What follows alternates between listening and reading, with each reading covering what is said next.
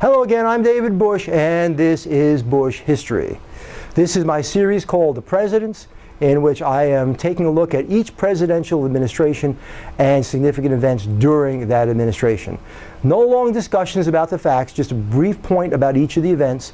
If you want more information, take a look at my webpage, www.buschhistory.net, and there's a whole collection of videos that are linked on YouTube from Busch History in which a lot more details occur.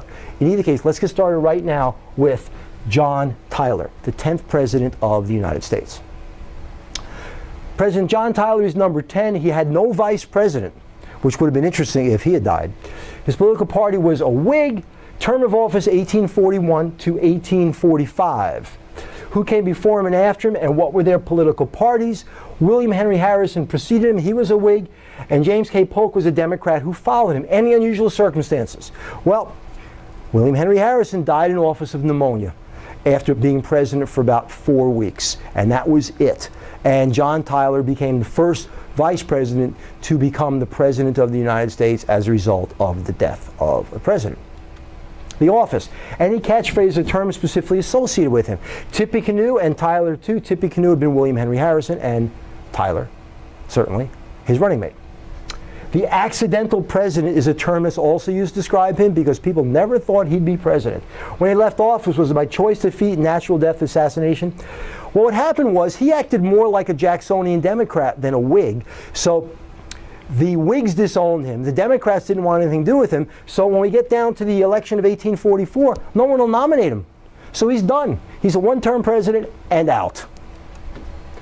Domestic issues and events. Although claiming to be a Whig, he acted more like a Democrat, failing to follow a lot of the Whigs' policies. He did turn around and veto lots of attempts to resurrect the Bank of the United States, which is kind of odd, because a Whig would have wanted the Bank of the United States, which is what leads people to say he wasn't a Whig. The Preemption Act of 1841 allowed squatters to claim unimproved land and improve it. So he's allowing people basically to homestead before there really was homesteading. Dorothea Dix, I have her up here because what's also going on in this time period is the whole Jacksonian reform movements that had started to occur as a result of this common man theory of Andrew Jackson, in which people could make a difference. So Dorothea Dix is doing her work with the asylum movement. There's a lot of other reforms going on. We have women's rights beginning. Abolition certainly is taking off. We have the temperance movement going on. All those are covered in the rest of the Busch history videos. Statehood, Florida becomes a state in 1845.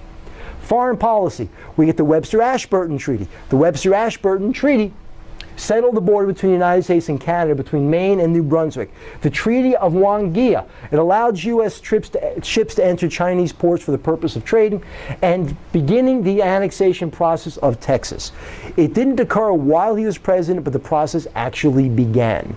And that's pretty much it for John Tyler. Next up will be James K. Polk. For now, I'm David Busch, and this is Busch History. Have a great day.